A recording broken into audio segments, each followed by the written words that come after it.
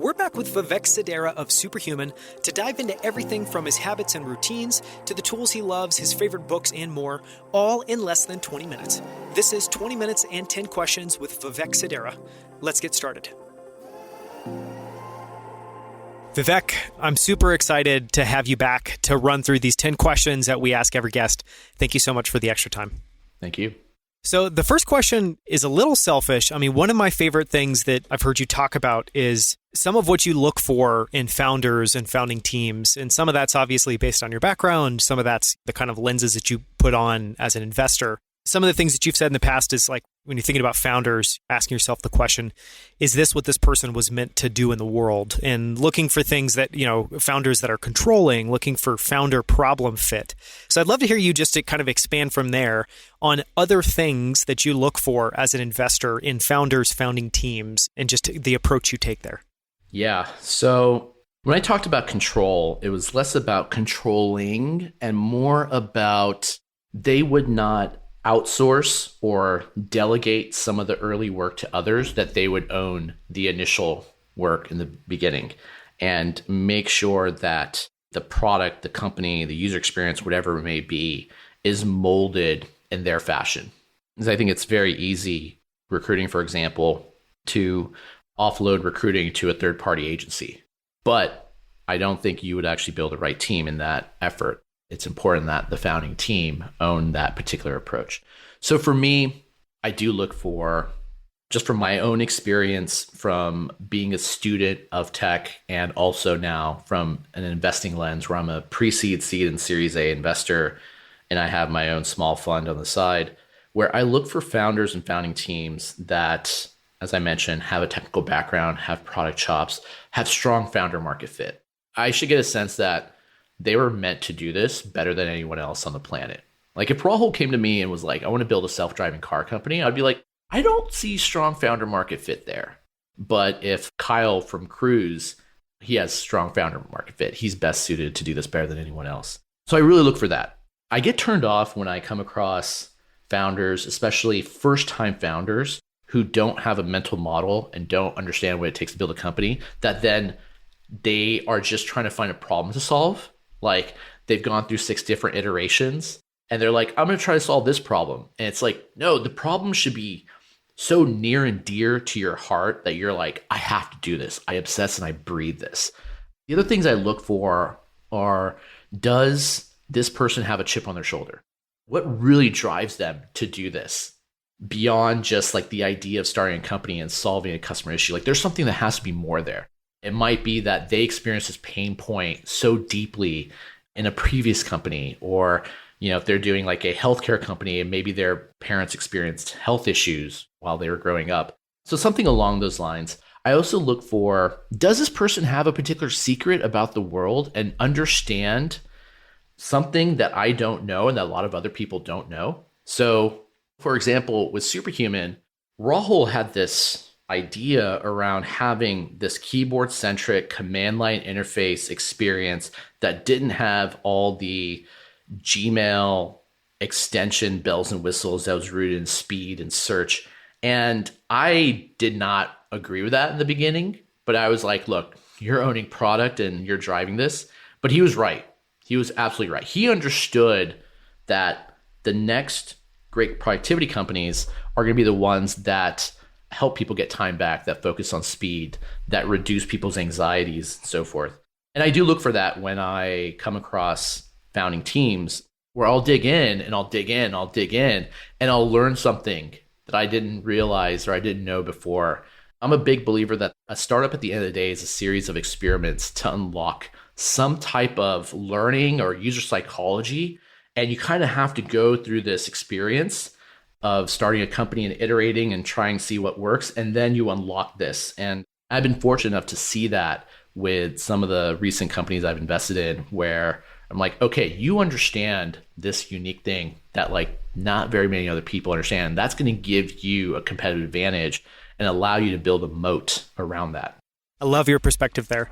I'd love to now take the lens, kind of focus it on yourself. And there are really 2 questions that we ask everybody. And the first one, which is going to relate a lot to Superhuman, is what are your superpowers? When you kind of look at yourself, think about yourself, what are some of your biggest strengths? I don't think I'm the smartest person in the room.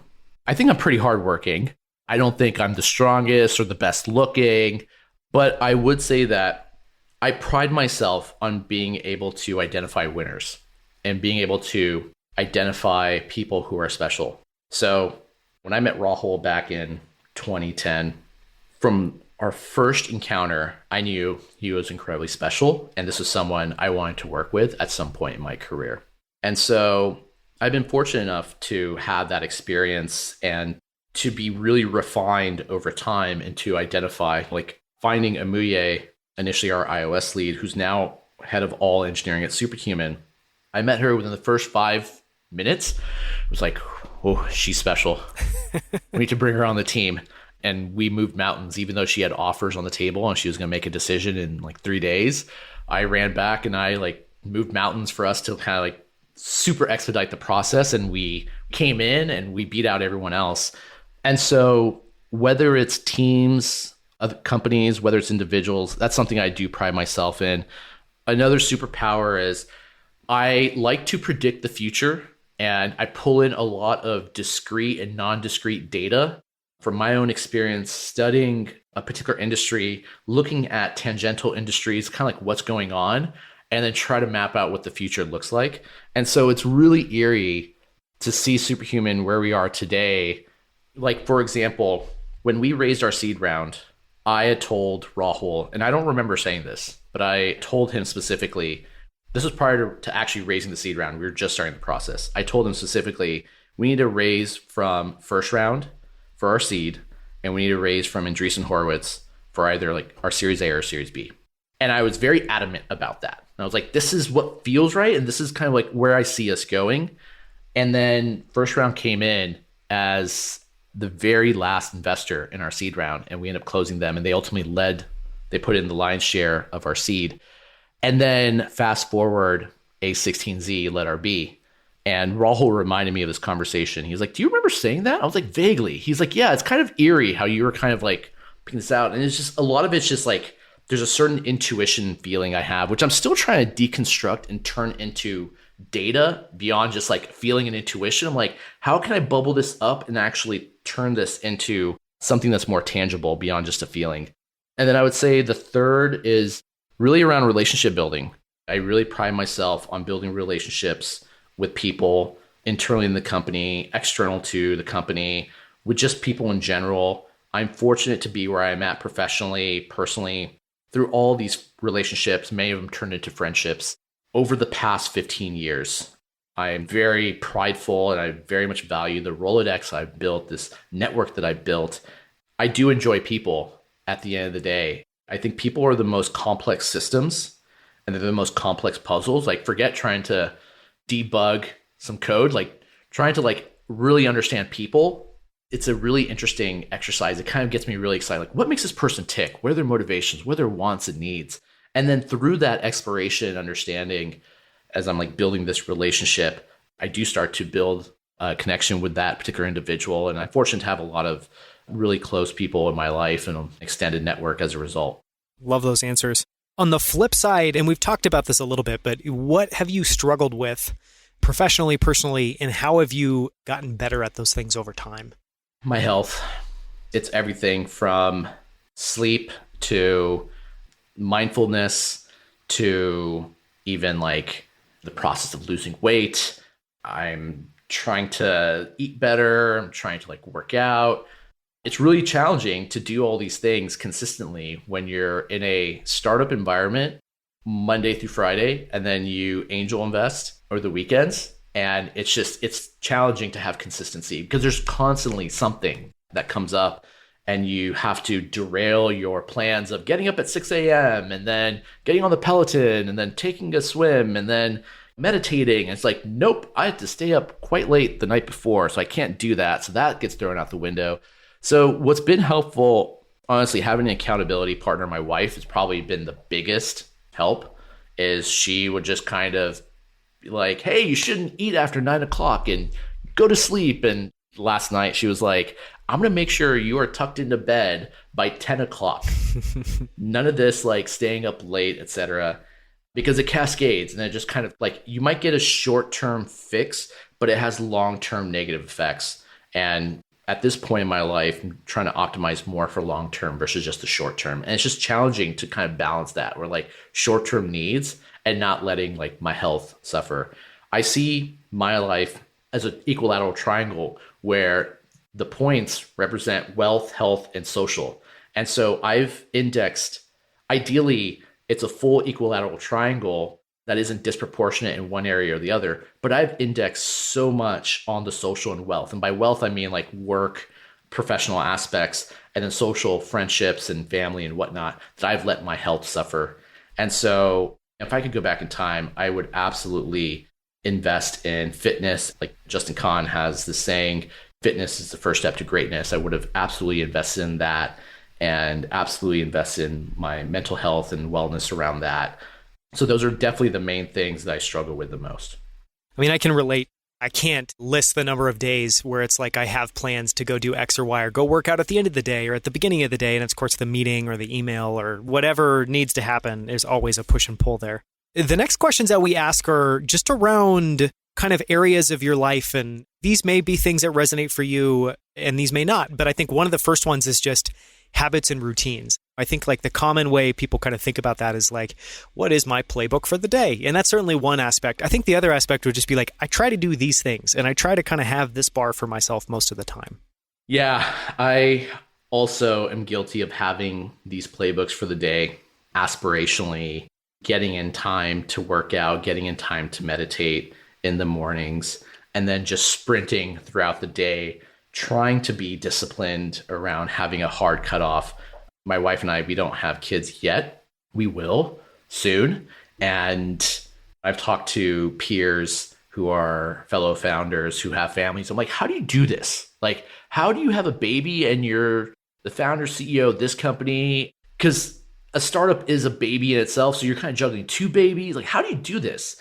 And ruthless prioritization and just saying no, no, no. And so I've had to do that now where I get quite a bit of inbound requests to chat about things from folks I don't know.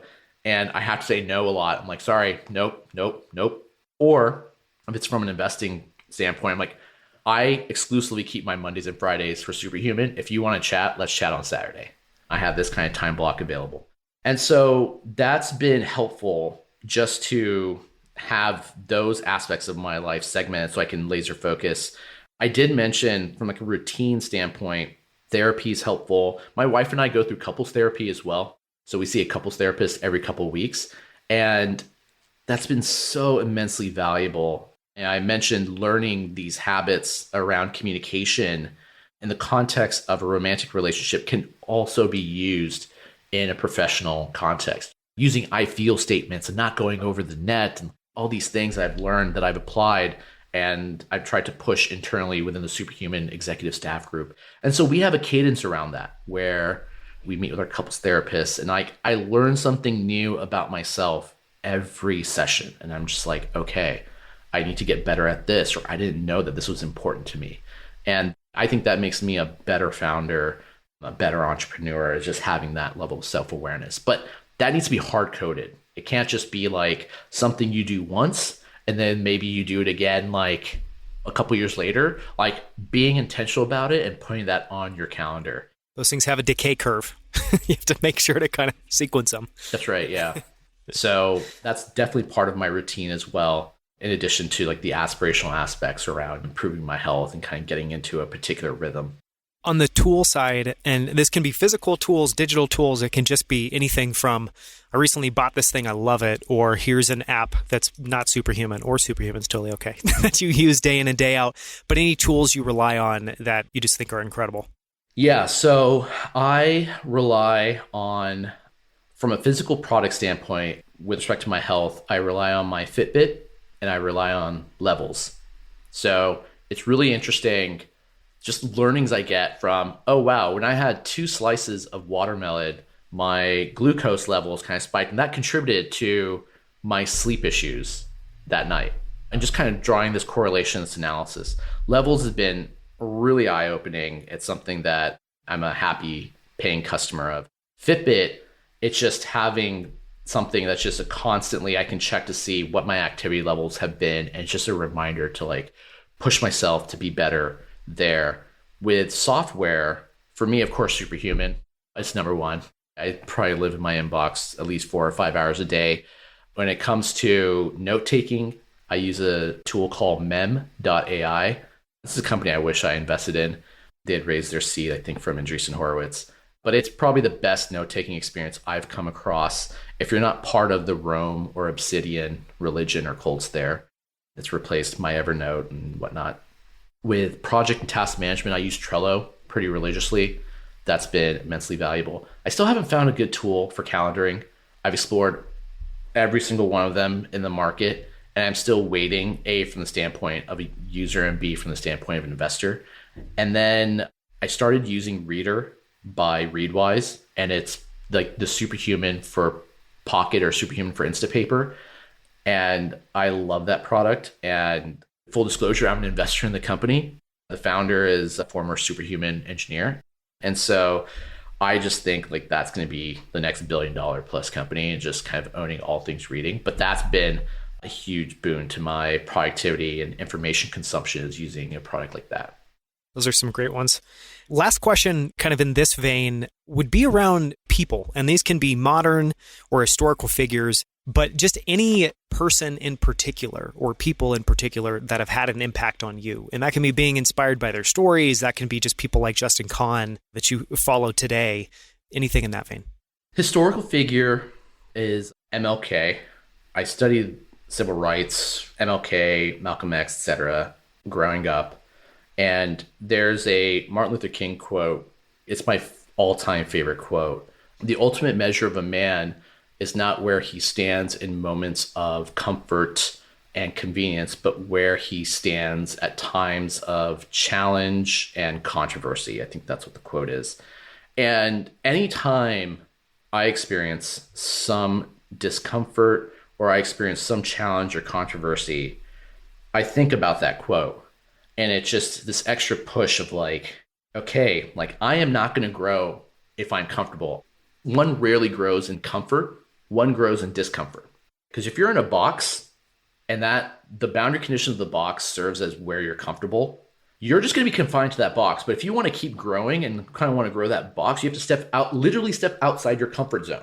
And so it's a reminder that when I'm experiencing something, this is an opportunity for growth. This is an opportunity for me to level up in a particular area. And MLK had to deal with so much of that as part of the civil rights movement. And then from a modern figure standpoint, I think for a lot of entrepreneurs, it's someone like Elon Musk, where I'm just like, I don't know how he does the things that he does and how he moves mountains the way that he does. And he does this with multiple companies all at the same time. I think he is the greatest entrepreneur of our generation. And I think he's going to have the most impact of any modern figure that I can think of. And it's like someone that like, I don't put people on pedestals, but like, this is someone that like, I absolutely do.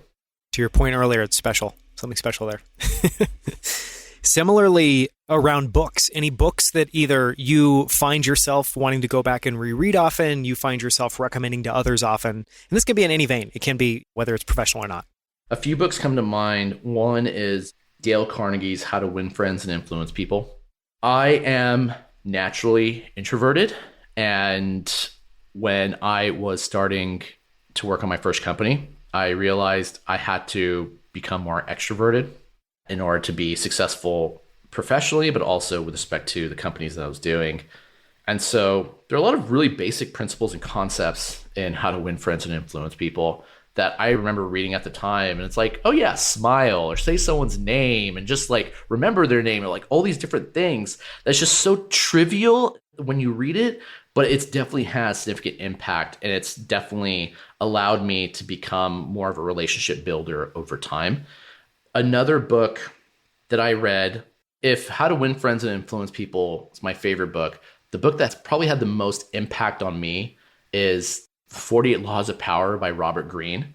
Now, there are folks who view that as like the psychopath's Bible.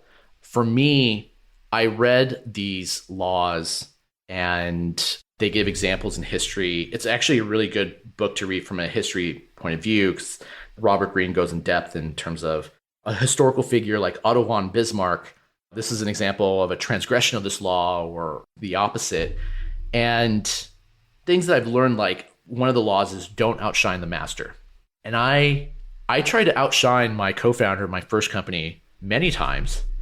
And I look back at my behavior, I'm like, what was I doing? That wasn't the right thing. And so now with Superhuman, Rahul is the CEO. Like, I'm not going to outshine him. I'm never going to outshine him. I'm going to try to propel him as much as possible. And these were kind of like things that I've learned as a result of reading this book. But at the same time, I've also have been more acutely aware of the various sharks that swim in the ocean with us. And people who really adhere to these laws, I can identify and see what they're doing. Even if they don't know the laws, but they're using them. Yeah, exactly. Like, they might not be able to speak to exactly what they're doing from the lens of this particular chapter in this book, but it's an unfortunate reality that there are a lot of psychopathic type people and sociopathic people in tech and in the professional world. And I think it's important to identify who these people are. And I was incredibly naive when I was doing my first company, and I was a guppy swimming in the ocean. And I learned the hard way that there were certain people that did not operate like how I operated, and they were sharks. And I aspired to be a whale, using that analogy and that metaphor. And so that book has definitely opened up my eyes. And so whenever I work with founders who are starting in their career, like, hey, you're going to be interfacing with a lot of investors. You're going to be interfacing with VCs. You're going to interface with these types of people. I recommend just like immerse yourself in this, but don't let this become your Bible. Just be aware that this exists. And then the third book, which I recommend to every founder, is The Advantage by Patrick Lencioni. This has served as a bit of a Bible for Superhuman and how we scale the company. There's a lot of really interesting content and learnings and best practices and principles around organizational health, the right leadership team, investing in your core values. In fact, we as a leadership group read the book, The Advantage. We referenced The Advantage as well as Patrick Lencioni's other book, The 5 Dysfunctions of a Team, all the time. And there was a particular chapter around core values, and we took that to heart, and we ended up refactoring Superhuman's values. We had a set of 6 values when we first started the company. Fast forward a couple years later, we read this chapter, we read this book, and we decided to completely refactor. And we came up with these 3 core values that serve as the operating conditions for the company: create delight, be intentional, and remarkable quality. And that came out of the exercise in The Advantage. Highly recommend that book. Love those. Yeah. Your core values in a company, it's essentially what you would do almost to a fault, what your company does better than 99% of other companies. And it's true to the DNA of the core team.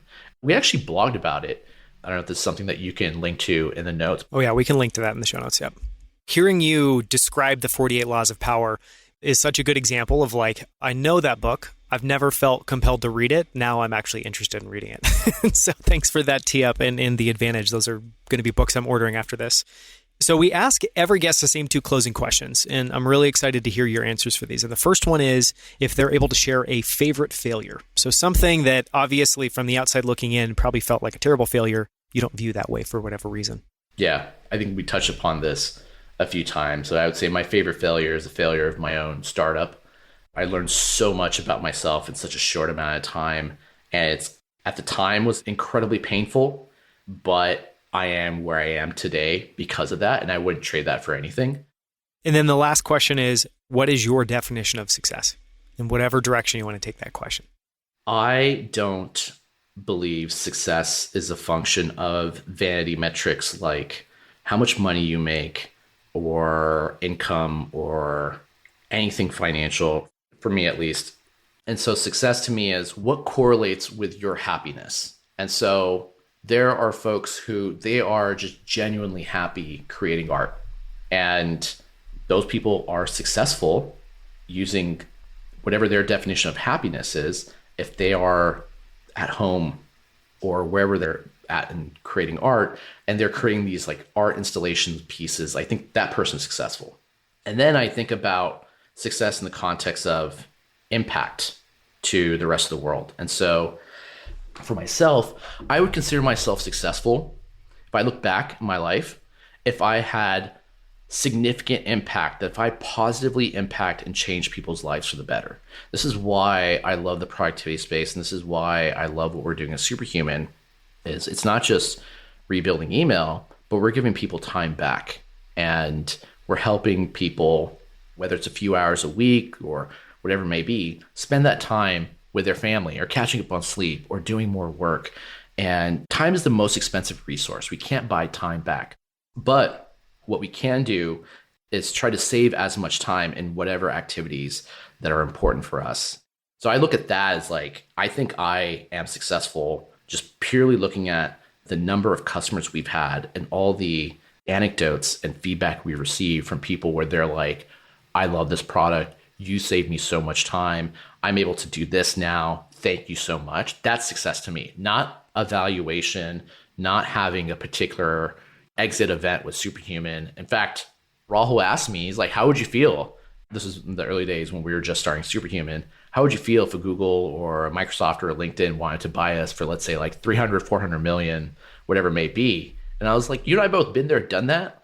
This is like a once in a generation type company that we have an opportunity to build. Let's really swing for the fences here. Because I think we can actually impact tens of millions, if not hundreds of millions of people's lives in what we're trying to do here.